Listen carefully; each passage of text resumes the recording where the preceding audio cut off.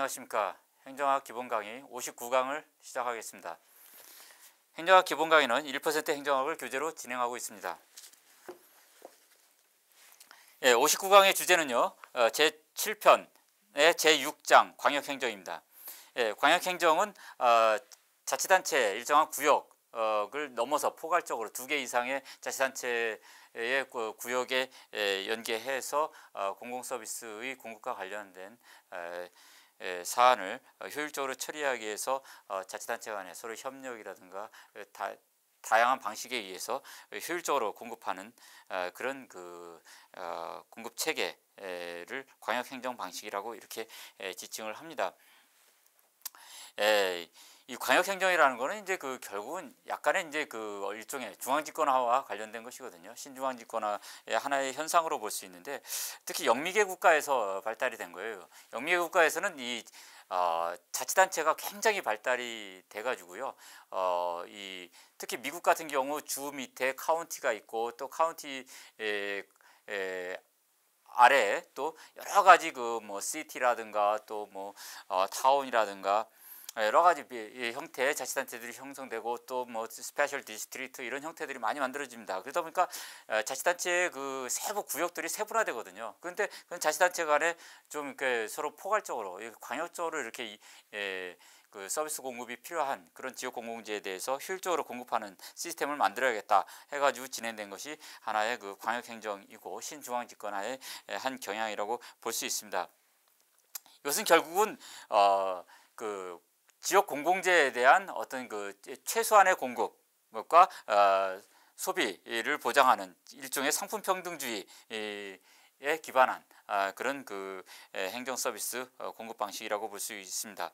그런데 이제 이 조은익이라는 형태로 해가지고 지역의 토지 이용을 세분화시키고 특종화시킬 때 이런 것이 광역행정의 저해 요인이 될 수 있다라고 볼 수 있겠습니다.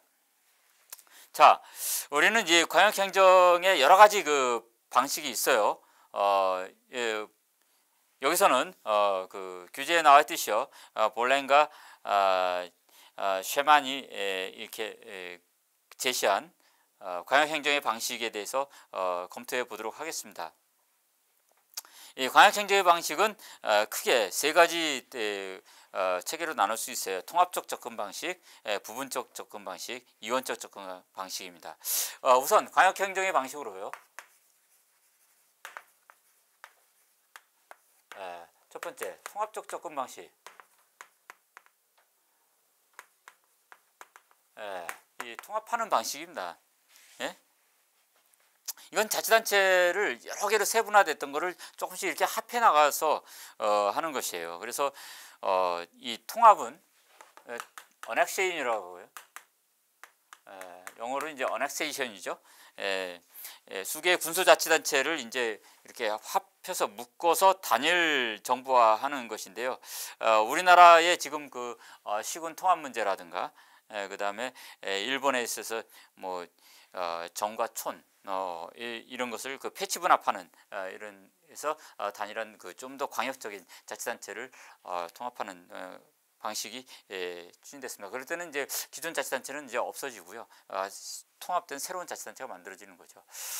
지금 우리나라의 광역자치단체하고 기초자치단체 이계층으로 이렇게 자치단체 구조가 이렇게 이루어지지 않습니까? 그래서 과연 시도라는 광역자치단체를 폐지하고 또 기초자치단체의 권역을 현재 230여 개로 이렇게 나눠져 있는 거를요, 좀 더 광역화해가지고 중앙권역으로, 그러니까 한 시군을 보통 2개 정도씩으로 묶어서 한 7, 80개 정도의 단일 자치단체 계층 구조로 이렇게 형성하는 방안에 대해서 기존에 한번 검토된 바가 있고요. 아마 향후에도 이런 부분에 대한 논의는 계속 진행될 것으로 생각이 됩니다.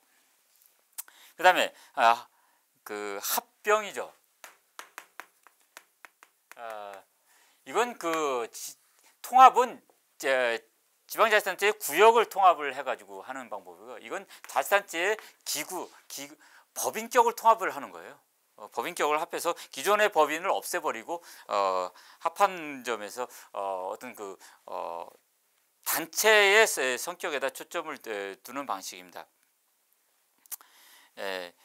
그 서울시가 특히 우리나라는 이제 60, 70년대 지속적으로 그 경기도 지역으로 이렇게 행정구역을 확정을 해가지고 이 합병하는 방식으로 이렇게 진행이 되어 왔습니다. 그리고 미국이나 캐나다에서도 주로 이제 자치단체 간에 이렇게 그 합병을 통해 가지고 새로운 자치단체를 형성하는 이런 방법이 있었고요. 그다음에 이와는 달리 또 이제 분리라는 방식도 채택돼요.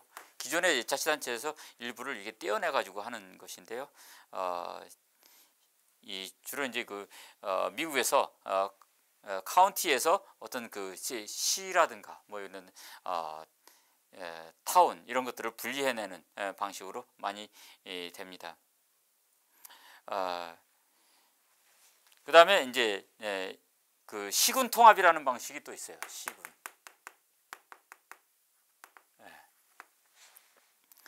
미국에서 많이 생긴 건데요. 이 군을 중심으로 중심 도시하고 주변 지역을 통합하는 방식입니다. 그러니까 미국의 카운티가 상당히 좀 준광역적인 그런 그 자치단체거든요. 그쪽으로 인근 지역을 이렇게 통합하는 방식으로 많이 쓰입니다. 이에 대해서 이제 부분적인 방식이에요. 부분적인 방식으로는 우선 그 뭐 합의를 하는 방식이고요.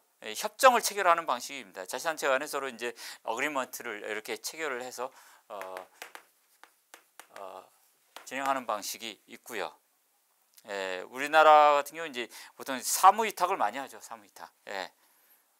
그다음에 뭐 시설 공유 협정이라든가 상호 부조 협정 이런 것들을 체결해서 진행합니다.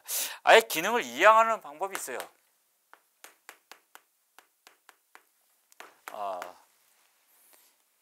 자치단체 간에 이제 협력을 증진하기 위해서 어떤 그 광역 행정을 하도록 이렇게 기능을 이렇게 재편하는 건데요. 특히 이제 재정 권한을 많이 넘기는 방식입니다. 그래서 도시개발 그 체제를 이렇게 형성해 가지고 그 종합 시군 계획, 그죠? 얼반 그 카운티 플랜을 만들거든요. 카운티 플랜.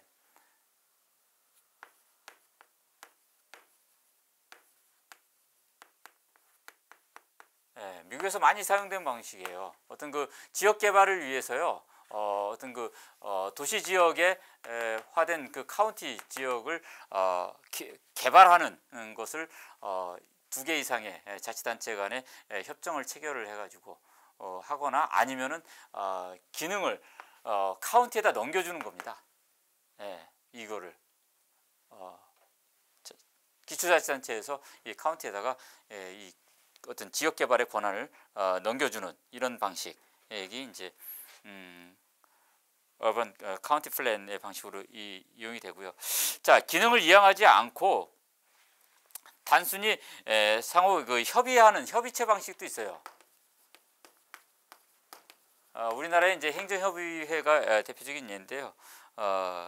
그 조금 어떤 뭐 친목단체화 돼가지고 집행권이나 계획권이 없는 것이 있죠. 이건 이제 어반 카운티 플랜은 이건 계획권이 있고요. 집행권이 있는데 여기는 집행권이 없어요. 그 다음에 이제 기관을 공동 설치하는 방법이 있습니다. 기관 공동 설치인데요. 2개 이상의 지방자치단체에서 어떤 특정한 사무를 하기 위해서 예를 들어서 뭐 교통청이라든가 오피스를 특별하게 설치하는 겁니다. 2개 지역을 관연적으로 교통 문제를 이렇게 처리하기 위해서요. 예를 들어서 우리나라 같은 경우 뭐 경기도하고 서울시 간에 어떤 그 지하철이라든가 버스 하고의 환승 문제, 그 다음에 경기도와 서울시 간의 어떤 그 경계에서 나타나는 어떤 그 도로 사용료 문제, 뭐 교통체증에 대한 해결 문제, 도로 건설 문제 이런 것들을 해결하기 위해서 좀 광역적인 그런 기구로서 특별하게 교통 문제만 전담하는 기관을 공동으로 합의해서 설치해서 운영하고 경비는 공동 부담하는 이런 방식으로 갈 수도 있습니다. 그다음에 이제 이러한 부분 방식 위에 이원적 접근 방법이 있어요.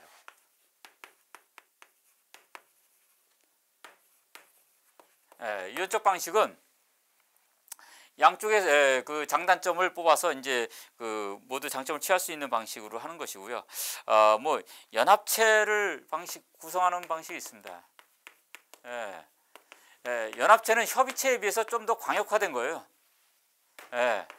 그래서 연합체는 이제 규약을 해서 이거 어느 정도의 집행력을 갖느냐 하는 것이 이제 상당히 문제인데요. 보통 이제 그 미국에서는 이 계획권이나 집행권을 좀 보통 부여해요. 계획권 하고 집행권을 부여하는 방식으로 이렇게 운영이 됩니다.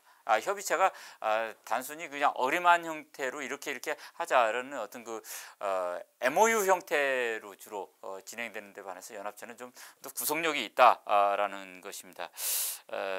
캐나다에서도 많이 사용이 됐고요. 하나의 독립기관으로서 운영되는 것이기 때문에 상당히 효과적입니다. 이외에 이제 또 조합이라는 형태가 있어요. 조합은 이거는 계획권과 집행권 이 있으면서도요. 이건 법인으로서의 성격이 강합니다. 법인. 법인이기 때문에 독자적으로 채무를 부담할 수 있고요. 소송의 주체도가 될 수가 있어요. 그래서 채권을 발행할 수가 있고요. 지방채를 발행할 수 있는 거죠. 이런 그 보다 좀 연합체보다 한 단계 더 강화된 실체를 갖는 것이 조합입니다. 우리나라에서도 조합이 설치되어 있고요. 자치단체 조합이 있고요.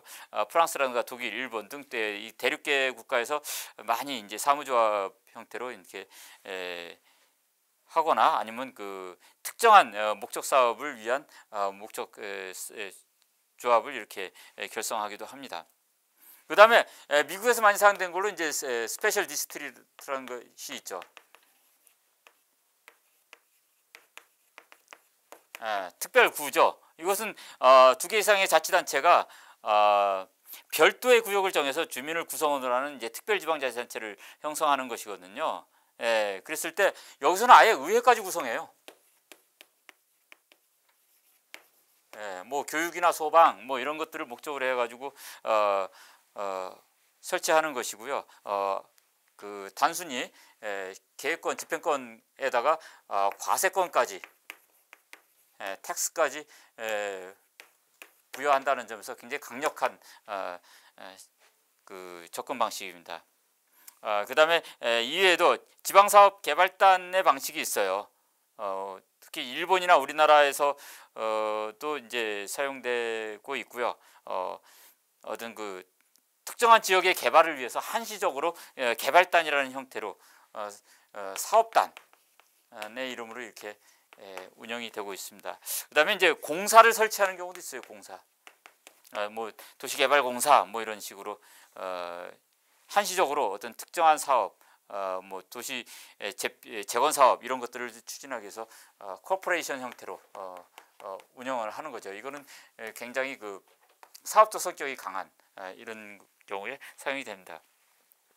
자, 우리나라에서 이 광역행정 방식으로 사용되고 있는 것은 우선 뭐 대표적으로 이제 행정구역을 변경하는 거죠. 그래서 패치 분합을 하는 것인데 특히 시군의 통합 방식을 많이 지금 추진을 하고 있습니다. 그 다음에 사무도 위탁을 해요. 사무 위탁은 그 지방자치단체장은 그 소관 사무 일부를 다른 지방자치단체의 장에게 위탁해서 처리할 수가 있죠. 이 사무 위탁은요, 이 보통 그 수평적인 관계입니다. 위임은 상하 관계고요. 그래서 공법상의 계약으로서의 성격을 가져요. 그 다음에 행정협의회를 결성하는데요. 뭐 이런 성격이죠. 행정협의회는 부분적인 방식이죠. 근데 우리나라 행정협의회는요, 그 지방자치법에서 애매하게 규정을 해놨어요. 지방자치법의 행정협의회 관련 조항 보면요, 그 협의회를 구성한 관계 지방자치단체는 협의회가 결정한 사항이 있으면 그 결정에 따라 사무를 처리해야 된다. 이렇게 해놨지, 그것을 따르지 않았을 경우 어떤 그 제재 조항이라든가 이런 것이 없기 때문에 사실상 그 구속력에 의문이 있다. 이렇게 볼 수가 있습니다. 그래서 분쟁이 발생할 소지는 있죠. 예. 자, 이외에도 우리나라에서 하는 것이 이제 지방자치단체 조합이에요. 예, 법인격을 갖죠. 강력한 그 광역행정 방식이에요. 지방자치법 제 159조에 보면은요, 2개 이상의 지방자치단체가 하나 또는 둘 이상의 사무를 공동으로 처리할 필요가 있을 때에는 규약을 정해서 그 지방의회의 의결을 거쳐 시도는 안전행정부 장관, 시군 및 자치구는 시도지사의 승인을 받아서 지방자치단체 조합을 설립할 수 있다라는 거죠. 지방자치단체 조합은요, 법인격을 갖고 있고 이 구속력이 있는 규약을 체결을 하기 때문에 집행력도 있습니다. 그래서 굉장히 실효성이 높은 그 광역행정 방식이라고 볼 수가 있겠어요.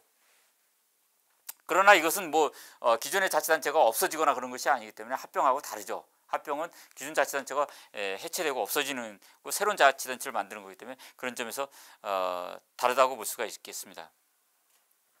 이외에도 뭐 자치단체장, 뭐 지방의회 의장 등의 뭐 협의체가 있고 전국연합체가 있고 다양한 방식이 있습니다. 이렇게도 안 되면 특별지방행정기관이라는 걸 설치해서 중앙행정기관이 설치해서 일정한 광역적 행정을 설치하는 경우, 추진하는 경우도 있고요. 하여튼 이런 광역적 행정 방식과 관련해 가지고 가장 문제되는 것이 님비라는 현상이죠. 뭐, 여러분들 다 아시다시피 님비라든가 핀피 라는 거, 지역이기주의의 대표적이죠. 그러니까 상당히 이제 정치적인 갈등이라기보다는 지역 주민들의 어떤 생활과 어떤 그 소득 분배 그와 관련돼 가지고 나타나는 그 문제이기 때문에 굉장히 그 지역 주민들이 이에 대해서 민감한 사안이라고 볼 수가 있겠어요. 자, 이러한 그 광역행정 방식도 결국은 지역의 행정 서비스를 효율적으로 공급을 해서 합리적으로 처리함으로써 어떤 그 지역 주민의 행정 수요를 적절히 대응하고 지역 간 갈등을 최소화시키려고 하는 게 궁극적인 목적입니다. 그럼에도 불구하고 갈등과 분쟁은 항상 발생할 소지가 있는 거죠. 이러한 갈등을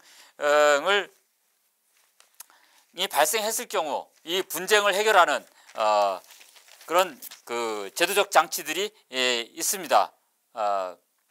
우선 이런 그 재반 광역행정 방식이 우선 그런 갈등을 해결하는 하나의 방식이고요.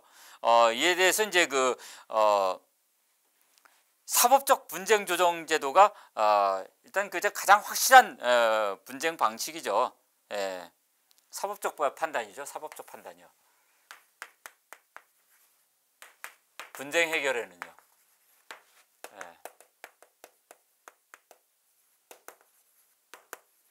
그러니까 사법적 판단은 이제 소송을 하는 건데요. 두 가지로 나뉩니다. 헌법재판소하고 대법원으로는 아니에요. 헌법재판소는 그 자치단체장 하고 자치단체하고요 중앙정부 간에 어떤 역할이라든가 그런 어떤 기능상의 갈등이 있을 경우 그 소관을 명확히 판정해 내리는 것이 헌법재판소의 심판입니다. 이에 반해서 대법원은요 지방자치단체장이 중앙정부의 취소나 정지처분 또는 직무이행 명령에 대해서 이의가 있을 경우 대법원에 제소하는 거예요. 그러니까 포괄적인 어떤 기능이라든가 권한의 범위를 명확히 하는 것은 헌법재판소가 하는 거고요. 구체적으로 하나하나 사안에 대해서 중앙정부와 자치단체 간에 이런 갈등이 발생할 경우, 이런 경우에는 대법원을 통해서 심판을 받게 되는 것입니다. 자, 이런 사법적 판단은 최후적인 것이고요. 근데 이제 개별 건별로 지방자치단체장하고 중앙정부 간에 또는 지방자치단체 상호 간에 이런 분쟁이 발생할 경우는 어떻게 할 것이냐, 개별 건별로 이렇게 할 때는 우선 국무총리 소속의 행정협의조정위원회가 설치되어 있어요.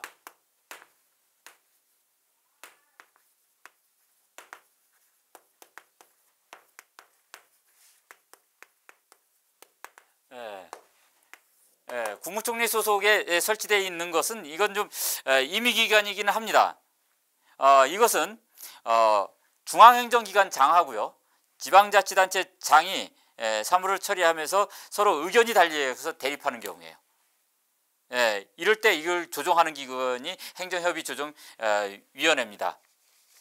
자, 이 행정협의조정위원회는요, 그러니까 중앙행정기관장이나 지방자치단체장이 신청을 해야지만 행정협의 조정이 일어날 수 있어요. 그러니까 조정이라는 것은 법적으로 이해관계를 달리하는 그 당사자 간에 중재를 해가지고 합의를 이끌어내는 게 조정입니다. 강제로 판결 내리는 것이 아니에요. 합의가 도달할 때까지 결국 만들어내는 것입니다.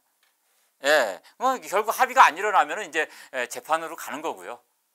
근데 대부분 경우 이제 조정을 시도하면 합의가 대부분이 일어납니다. 이거는 민사재판에서도 많이 조정이 이루어지고요. 대부분이 합의가 굉장히 그 조정의 성공률이 높습니다. 그런데 이건 신청에 의해서만 되는 것이고 직권으로는 할 수가 없어요. 이 기관의 한계예요. 직권으로는 안 돼요. 신청만이 가능해요. 신청이 있을 경우에만 가능합니다. 그리고 그러면 이제 이렇게 해서 조정 결정이 나요. 조정 결정이 났을 때 중앙행정기관이라든가 지방자치단체가 그 협의 조정의 어떤 그 결정 사항을 이행하여야 되는데, 그러면 이행하지 않을 경우 어떻게 되냐 이거죠. 그에 대한 어떤 제재 조치가 있어야 되는데, 가장 강력한 제재 조치가 이제 이행명령하고 대집행이거든요.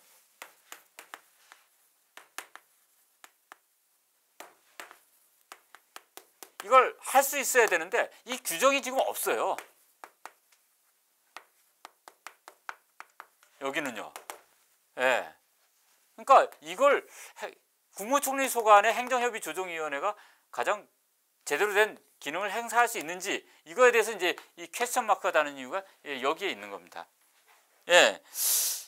그러면은 이제 결국은 중앙정부하고 지방자치단체 간에 이 분쟁이 발생했을 때 해결은 결국은 사법적 판단으로 갈 가능성이 굉장히 높고요. 근데 뭐 우리나라 같이 이제 중앙 통제가 이렇게 심각하게 이루어지고 있는 나라에서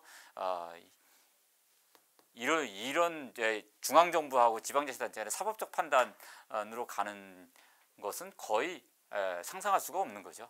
중앙정부에서 각종 재정이라든가 인사권 등을 가지고서 이렇게 장악하고 있는 상황에서요, 상당히 현실성이 없는 그런 장치라고 보여지겠습니다. 가장 일상적으로 우리가 자치단체 간에 분쟁이 발생할 수 있는 것은 이제 지방자치단체 상호간이죠. 지방자치단체 상호간의 분쟁이 발생하면 어떻게 해야 될까요?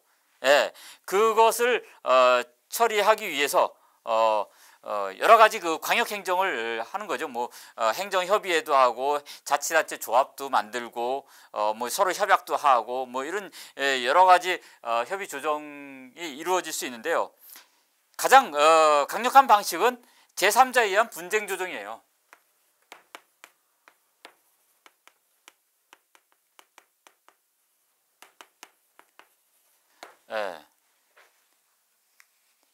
이것이 제3자에 의한 분쟁 조정이요.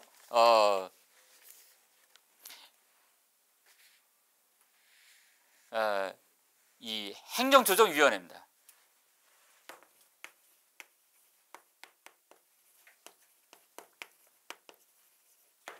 자, 여기하고 행정협의조정위원회하고 행정조정위원회하고 다른 점은요. 행정조정위원회는 안전행정부가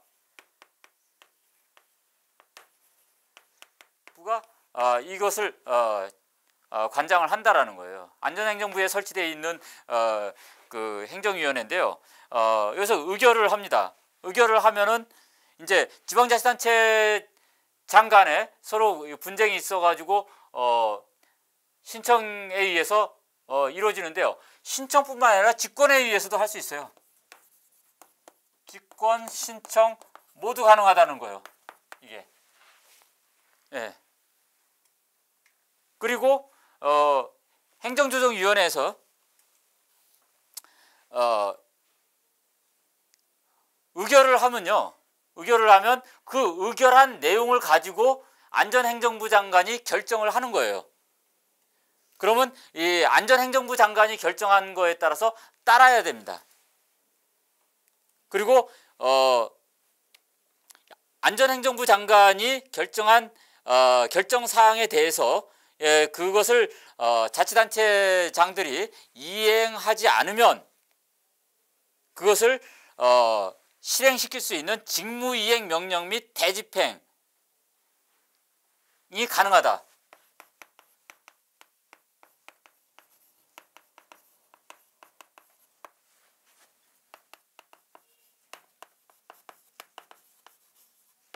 네, 이게 특징입니다.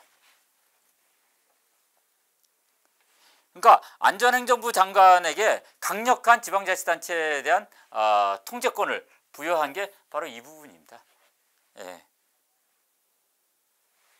예. 여러분들께서는 요즘 그러니까 그 사실상 교묘하게 해놨어요. 행정조정위원회의 의결을 받도록 이렇게 돼 있는데요. 행정조정위원회의 의결사항을 가지고 안전행정부 장관이 그 의결사항을 가지고 집행하는 거예요. 그러니까 어떻게 보면 행정조정위원회하고 안전행정부 장관하고 다른 거 아니냐 이러는데 사실상 같은 거예요. 예, 규정상으로는 좀 애매하게 규정을 해놨습니다. 예. 자, 결국은 이제 이런 다양한 조정 장치에 의해서 분쟁을 해결을 하고 있습니다. 결국은 지금같이 어떤 님비라든가 핀피와 같이 지역 이기주의 현상이 이렇게 심화되고 있는 상황에서는 다양한 어떤 그 광역 행정 방식으로 효율적으로 행정을 추진하면서 갈등도 해소를 하고요. 가급적이면 이런 사법적 판단 쪽으로는 가지 않는 것이 바람직하겠고요. 현재는 안전행정부 장관에게 강력한 그 분쟁 조정권을 부여를 해서 운영을 하고 있는 게 우리나라 그 조정제도의 특징이다 이렇게 볼 수 있겠습니다. 자, 지금까지 강의를 마치겠습니다. 감사합니다.